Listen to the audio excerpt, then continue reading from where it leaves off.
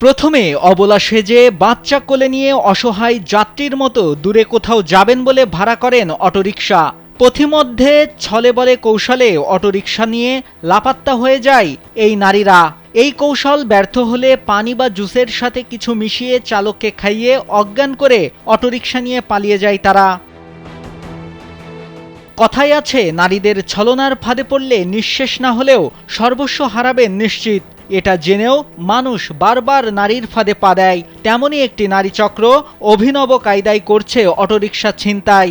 এই চক্রের ফাঁদে পড়ে অনেক গরিব অটোচালক হয়েছেন সর্বশান্ত। শুধু অটোরিকশা না, কখনো কখনো বাসাবাড়িতেও হানা দেয় চক্রটি।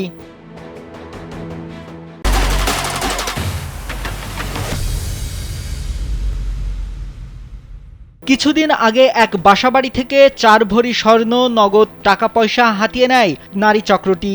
আর এই চক্রটি গড়ে উঠেছে ভোলার বোরহানউদ্দিন উপজেলার বোরহানগঞ্জ বাজারে।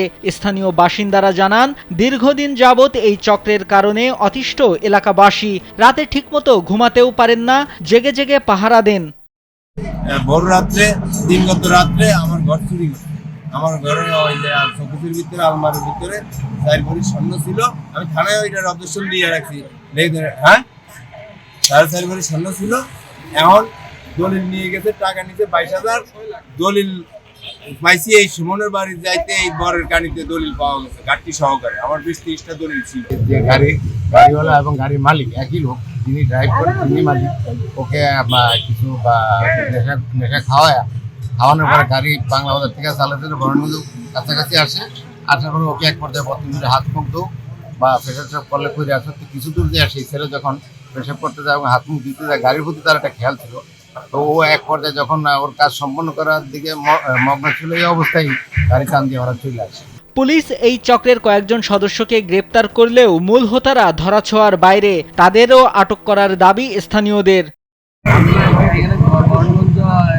অনেকদিন ধরে অটো চুরি হয়, কিন্তু চোর ধরতে পারে না।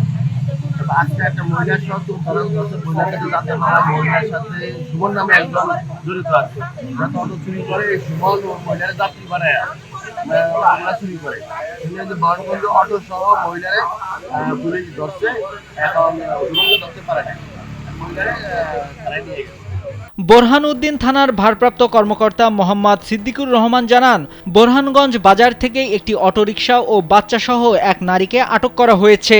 প্রাথমিকভাবে নারীকে জিজ্ঞাসাবাদ করা হলে আরও সদস্য আছে বলে স্বীকার করেন। তদন্ত করে পরবর্তীকালে আইনগত ব্যবস্থা গ্রহণ করা হবে। যারা যারা এই ঘটনায় জড়িত আছে প্রত্যেককে আইনের আওতায় আনা হবে। মহিলা আটক আছে, তাকে আমরা জিজ্ঞাসাবাদ করতেছি, জিজ্ঞাসাবাদ করে তথ্য সংগ্রহ করতেছি তার কাছ থেকে। আমার তো আমি জানা নাই, তো বাদী একজন আছে, বাদী অভিযোগ দিবে, বাদী অভিযোগ দিলে আমরা আইনগত ব্যবস্থা করবো। দ্রুত এই নারী চক্রের সব সদস্যকে আইনশৃঙ্খলা বাহিনী আটক করবে, পাশাপাশি চক্রটির মূল হোতাদেরও আইনের আওতায় আনবে পুলিশ, এমনটাই চাওয়া স্থানীয়দের। নাইমুল হাসিব, কালবেলা।